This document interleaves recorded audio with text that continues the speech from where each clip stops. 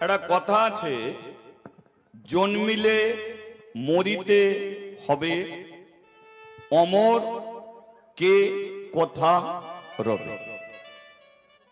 এখানে আমরা যতজন বসে আছি, যেদিনকে আমাদের জন্ম হয়েছিল সেই দিন কি মৃত্যু আমাদের লেখা হয়ে গেছে।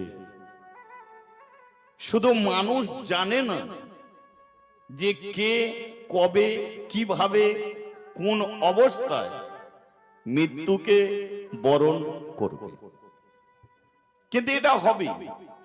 আপনার একতলা বাড়ি দোতলা হলো না, এ নাও হতে পারে, কিন্তু ওটা আসবে, ওটা জীবনে আসবে। আর ওটা কিভাবে আসবে সেটাও আমরা কেউ জানি না। কিন্তু প্রশ্ন, মৃত্যুর পরে মানুষ কোথা যায়?